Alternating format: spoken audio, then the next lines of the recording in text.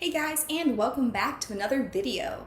In today's video, we are going to continue down that list of the 50 best horror movies that you've never seen, with number 30 for us, but number 32 on the list, Brides of Dracula. Brides of Dracula was directed by Terrence Fisher and written by Jimmy Sangston, Peter Bryan, and Edward Percy. And for a quick synopsis of the movie, it's based around Marion Danielle, a young French schoolteacher who is traveling to Transylvania to help teach young girls French. On the way to Transylvania, she's abandoned by her coach driver, leaving her stranded in a small town. Thankfully, Baroness Meinster offers her a room to stay in her castle. And while all the villagers are telling her this is a bad idea, Marion needed a place to stay and had to get to the school the next day, so she really had no choice. She thanked the Baroness Meinster for her generosity and went to the castle with her. Once there, Marion discovers the Baroness's son, who is chained up in a different part of the castle. When she confronts the Baroness about this, she tells her that her son is insane and that he's dangerous, and she just thinks it's better off that he stays by himself in the castle.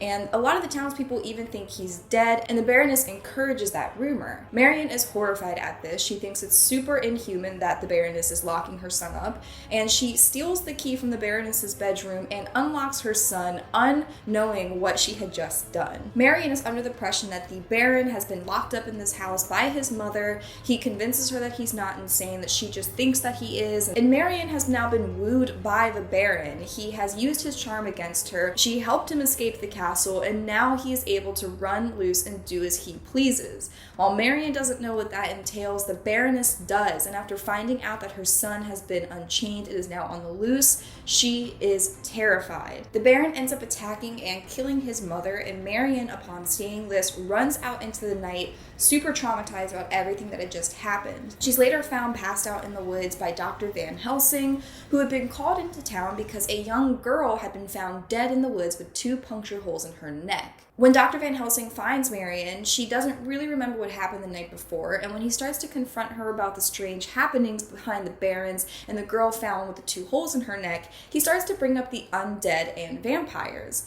Marion has no idea what he's talking about and doesn't see the signs that the Baron himself is a vampire. We find out from the servant Greta, who helped raise the Baron as a child, that the Baroness was never really protective of her son growing up, and he was able to get himself into the wrong crowd of people, that crowd of people's leader being Dracula, which is how the Baron himself got turned into a vampire, and that's why the Baroness had him locked up. She didn't have the willpower to kill her own son, but she didn't want to have him running amok and hurting other people as well.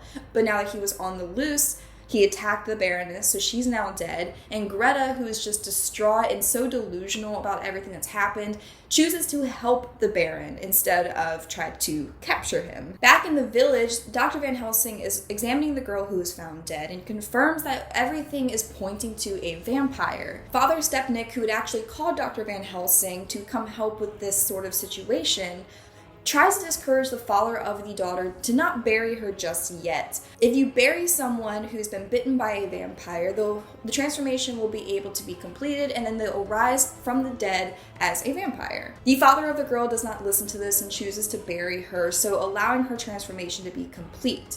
So we see Greta in the cemetery with this young girl, encouraging her to break out of her coffin so she can come join Greta and the Baron. And as things unfold, we come to find that the Baroness had been actually bringing young women to her castle on purpose to give them to the Baron.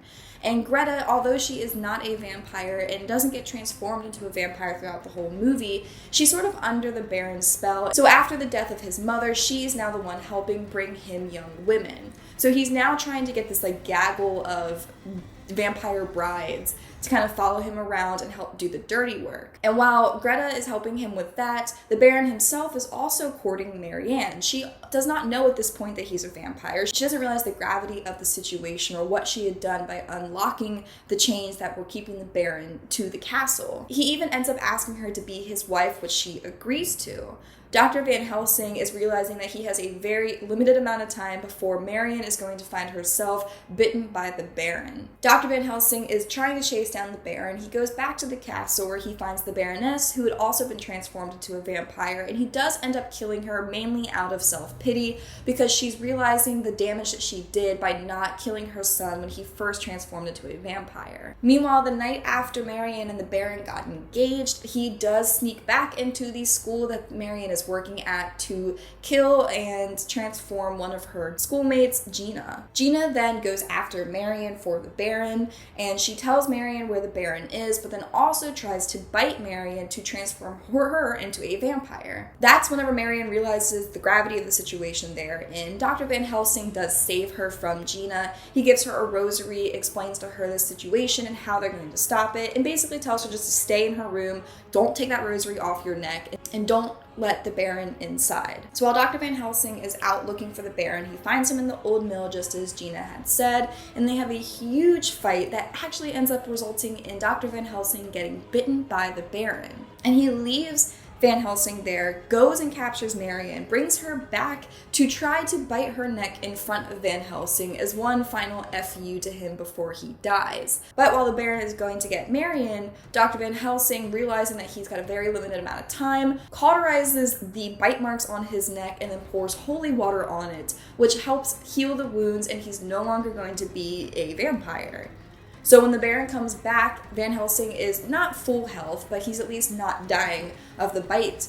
And he's able to, again, fight with the Baron to help save Marion. And he does this by splashing the holy water onto the Baron's face. It burns him like acid. He falls backwards in agony, and he stumbles out of the mill. And Van Helsing, realizing the shadow of the mill is casting onto the Baron, turns the sails of the mill so they mimic a cross, and the cross shadow hits the Baron, and he ends up dying. The mill is now burning down because the Baron had knocked over the coals that Van Helsing used to cauterize his wound, and so the movie ends with Dr. Van Helsing and Marion embracing as they watch the mill burn. This movie was produced by Hammer Mill Productions, which is a huge British production company, and they do a lot of gothic horror, and it definitely shows in this movie. It's very atmospheric, and they really set a mood. The sets that they used are just gorgeous, the lighting is really well done, and even the musical score is just fantastic. While the storyline in this movie may not be super captivating, and it may not be the most interesting vampire story out there, the cinematography, the set, the atmosphere, the feeling you get watching the movie is something that you can't really deny. Hammer Film Productions definitely knew what they were doing when it came to gothic vampire films, and Terrence Fisher, the director, had already done a vampire movie a few years previously. This is actually the sequel to that movie. It was called Dracula, or The Horrors of Dracula, and it came out in 1958. And Christopher Lee played Dracula in that 1958 movie. And the reason he wasn't in this movie, but he showed up again for the third rendition of this series, Dracula the Prince of Darkness, which came out in 1965, he basically told Terrence Fisher he didn't want to be typecast, he didn't want to be the guy known as Dracula, so he didn't want to be a part of the second movie. Which is why there is no Dracula in this movie. It's the Baron and him kind of trying to collect this gang of women. It's just briefly mentioned in the beginning that the Baron knew who Dracula was and had actually been acquainted with him. That's how he became a vampire, so he's one of Dracula's disciples. And Van Helsing talks about how it's pretty much just trying to make sure that they keep spreading this undead disease around and keeping vampires in Transylvania.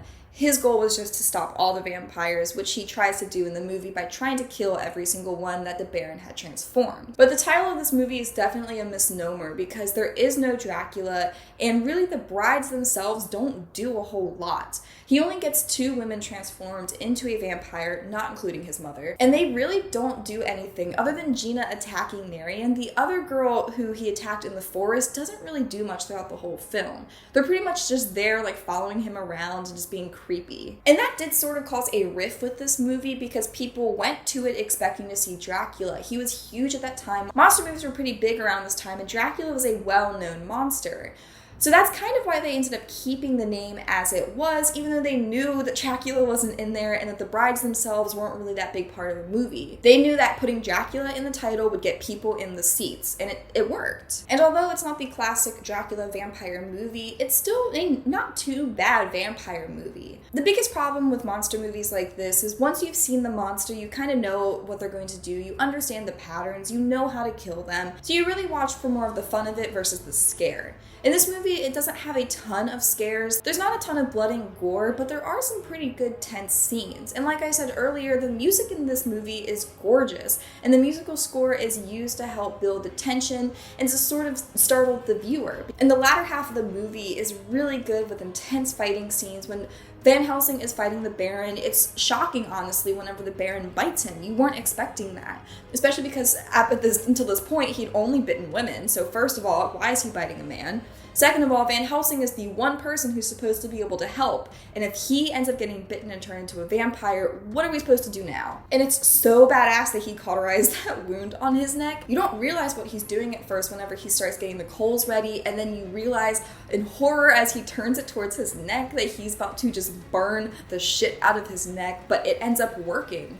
And pouring the holy water on it, the holes go away. So you may not be like on the edge of your seat scared, but you're going to be on the edge of your seat towards the end because you're genuinely worried about Dr. Van Helsing. And there even was supposed to be a different ending to this movie. Instead of splashing holy water on the Baron's face and using the sails of the mill to make a cross, Van Helsing was going to use black magic to unleash bats from hell that would attack all of the vampires. This caused a rift with the writers and the director because they weren't sure that Dr. Van Helsing would really use black magic. Van Helsing is an original character from Bram Stoker's original Dracula story. He's the vampire hunter. He's the one that knows how this works. And he's a man of science and intrigue. So they felt like it wasn't doing his character justice by making him use black magic. It just didn't seem like something he would do. Which I would agree with. I don't think it would have felt as right for Dr. Van Helsing to go the black magic route. But they also said another reason they didn't want to go that route is because of how expensive it would be to try to shoot a scene like that with bats.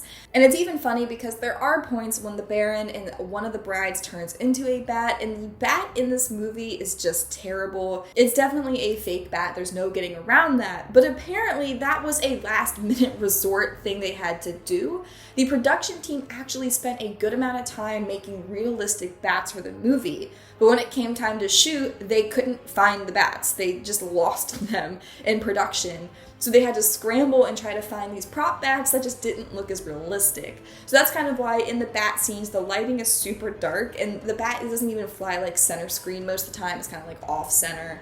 It just doesn't look as good, and when it interacts with characters, it's super cheesy and funny, and it makes you feel like you're watching a 1960s movie. But other than that, the effects in this movie aren't too terrible. There isn't anything super over the top that's done. Honestly, I would rate this movie a gorgeous rating just because of how little there really is.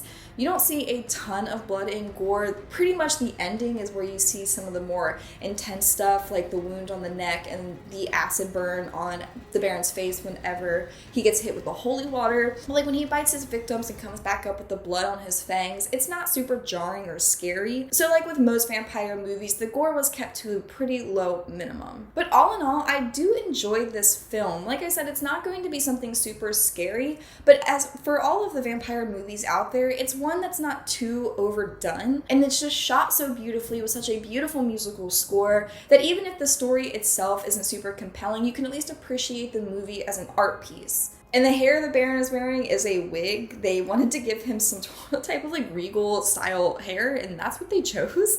And it's not too bad of a wig, honestly, but when he becomes more vampiristic, they like poof it up more so it's like makes his head taller. So that's kind of fun. You get those little things that are just sort of a little bit ridiculous that make the movie a little bit more fun. I would say this movie deserves a spot on the list. I don't think it's one of the better movies on the list for sure, but it's definitely one that I don't mind the fact that I've watched. I've watched it a couple of times now, and I do enjoy it when I watch it. So if you haven't seen it, I would recommend that you guys go out and watch it, but if you have seen it, I'd like to know what you think. Do you think this movie deserves a spot on the list? Or do you think it doesn't really live up to the grand title of The Brides of Dracula? I'd love to hear what you guys have to say. You can leave a comment down below or head over to my Instagram, What a Horror. I'll be making a post about this video as well. But as always, I want to thank you guys so much for watching. Please like and subscribe if you want to see new videos because I put out new videos every Friday. And until next time, stay spooky.